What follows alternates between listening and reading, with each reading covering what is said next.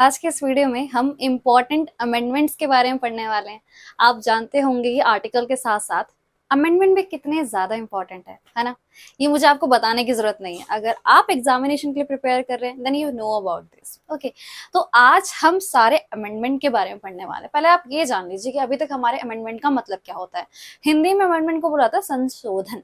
तो संशोधन मतलब कि हमारा जो इंडियन कॉन्स्टिट्यूशन है, हमारा भारतीय संविधान है, उसके अंदर कुछ चेंजेस किए जा रहे हैं और उसको एज अ संशोधन देखा जा रहा है। ठीक है, और वो संशोधन भी ऐसे नहीं होता है, उसके लिए सुपर मेजोरिटी लगती है। ठीक है, पार्लियामेंट में इसको पास किया जाता है, लोकसभा राज्यसभा, उसके बाद ये चेंजेस आते हैं। ठीक है, तो अभी हम क्या करने वाले हैं, देखिए हमारे पास टोटल देखो 104 105 अमेंडमेंट्स हैं हमारे पास। टोटल इतने अमेंडमेंट्स हैं हमारे पास। तो क्या आपको वो सारे के सारे याद करने की जरूरत है? क्या ये पॉसिबल है कि हम ये सारे याद रख पाए टिप्स पे? Even though I don't know. ठीक है, मैं आपको ये नहीं कह रही हूँ कि मैं आपको पढ़ा रही हूँ तो मुझे सारे के सारे टिप्स पे। मैं आपसे झूठ नहीं कहना चाहूंगी, मैं नहीं चाहती हमारे बीच में कोई भी झूठ का रिश्ता हो। ठीक है, तो सब सामने सामने होना चाहिए। ठीक है, तो मुझे भी सारे याद नहीं है बट इम्पोर्टेंट जो है और बहुत हद तक के याद है, मुझे ऐसी बात नहीं है। बट आपके एग्जामिनेशन में आपको कितने कुछ पढ़ना है, गिनती के आप कुछ पढ़िए। गिनती के मैं आपको 8 देने वाली हूँ। 8, इन 8 में से मैं इंपॉर्टेंट बता दूंगी क्योंकि मैंने एनालिसिस किया एग्जाम को। मैं एनालिसिस करने में बहुत टाइम लेती हूँ, तो मैं चाहती हूँ कि जो मैं मेहनत कर रही हूँ वो आपके लिए रंग लाए। स्टार्ट करते हैं वीडियो को। ओके, स्टार्ट करते हैं। देखिए, first one is the 42 amendment. तो ये 42 अमेंडमेंट कब हुआ था? 1976 में। इसके अंदर क्या किया गया था? फंडामेंटल ड्यूटीज को ऐड किया गया था। फंडामेंटल ड्यूटीज किस आर्टिकल में? हमारे 51A में है। ठीक है, फंडामेंटल ड्यूटीज हमारी 51A में है, इनको फंडामेंटल ड्यूटीज ऐड की गई थी। ये फंडामेंटल ड्यूटीज से रिलेटेड जानिए। जैसे फंडामेंटल ड्यूटीज क्या है? हमारे कुछ कर्तव्य हैं अपने देश के लिए, तो वो फंडामेंटल ड्यूटीज टोटल 11 है।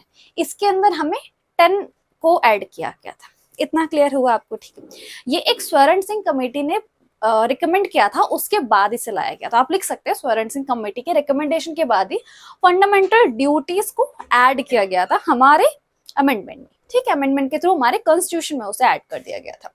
साथ ही अच्छा एक और चीज समझिए, बहुतों को लगता है कि एक 42 है तो सिर्फ एक ही चीज हो रही होगी। ऐसी बात नहीं है। एक अमेंडमेंट के नाम, एक अमेंडमेंट से एक साथ बहुत सारी चीजें होती हैं। ठीक है, तो अभी प्रियम्बल में चेंज किया गया। मुझे लगता है मुझे साइड होके बोलना चाहिए ना।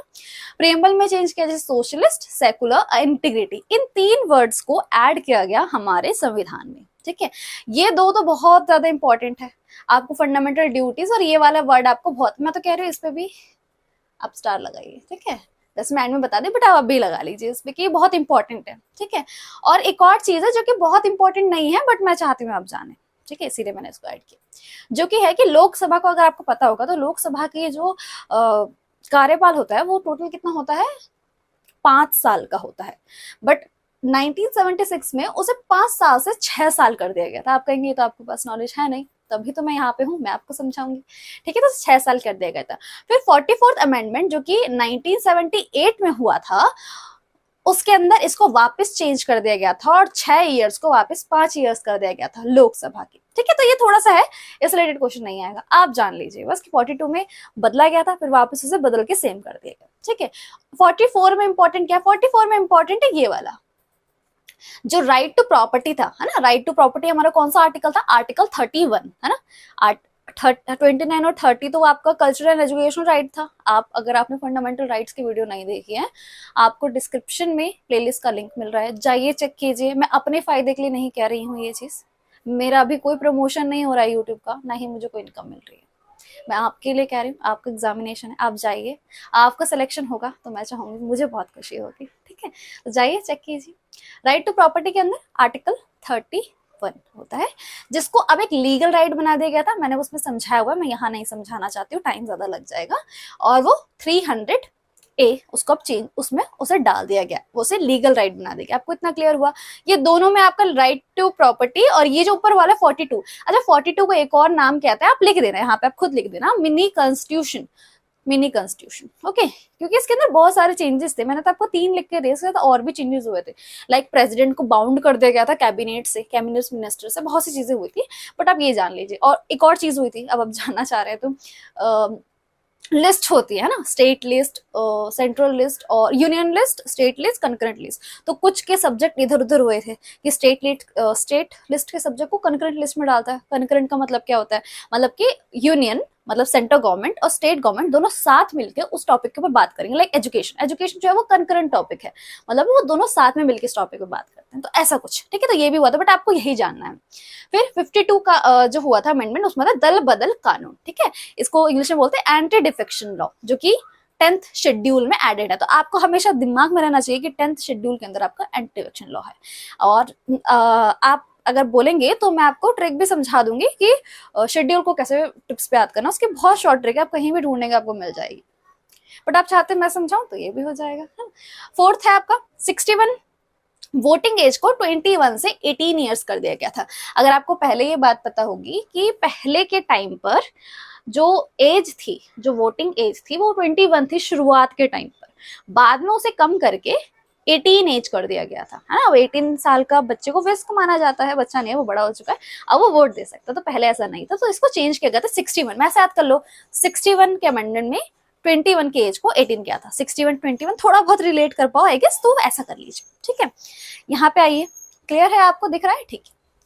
73 और 74 ये भी इन पे जरा आप यहाँ मैं लगा चुकी हूँ आपको, ये और ये दोनों पे स्टार लगा चाहिए।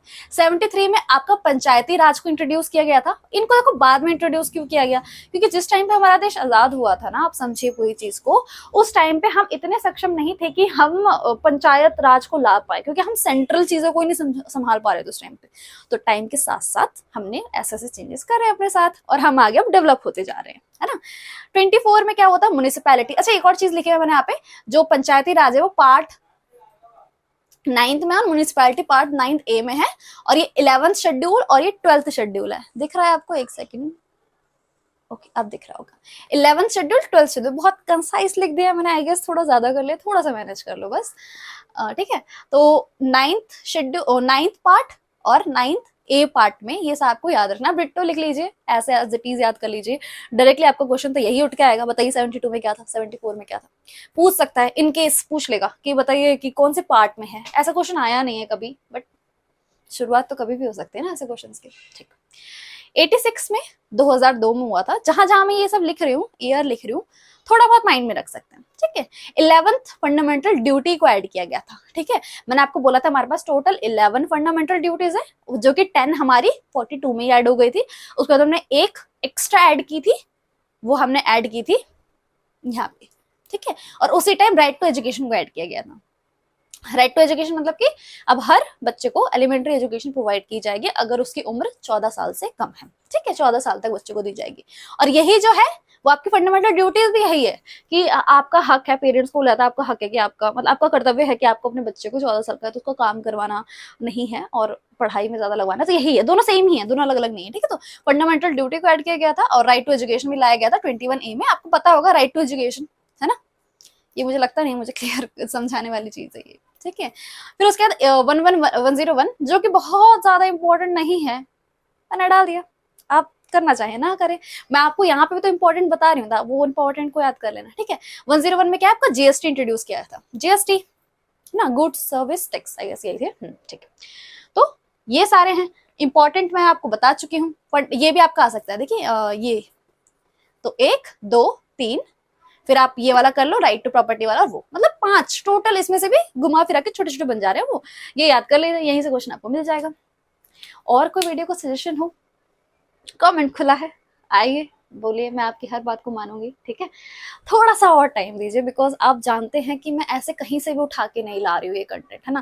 मैं कहीं से भी रॉ उठा के आपको नहीं दे रही हूँ, मैं उसके ऊपर रिसर्च कर रही हूँ, हर चीज कर रही हूँ, ताकि आपके पास जो कंटेंट जाए ना वो बहुत जेन्युइन जाए, और आप याद रखो कि हाँ मैम ने बहुत जेन्युइन काम करके हमको दिया था। इसे थोड़ा सा टाइम लगेगा आपको, अदरवाइज उसकी और चीजें जान लीजिए। टेलीग्राम ग्रुप बना दिए, जाके ज्वाइन कर लीजिए अगर आप करना चाहें तो, अगर आपके पास टेलीग्राम है तो कर लीजिए, आपको फायदा होगा। साथ ही साथ आप अगर मुझसे पर्सनली बात करना चाहते हैं तो मेरा टेलीग्राम यूजर नेम कशिश भट्ट है, उसमें आप जाएंगे तो आपको बुद्धा की पिक दिख जाएगी, ठीक है, गौतम बुद्धा की पिक दिख जाएगी, वो मैं ही उस नाम से मैं ही हूँ। आप मुझसे बातें कर सकते हैं, कुछ भी डाउट है, कुछ भी चीजें पूछ सकते हैं। So that's it for today's video, see you in the next one. पढ़ाई करते रहे और ऐसे ही हम साथ रहेंगे। Bye bye.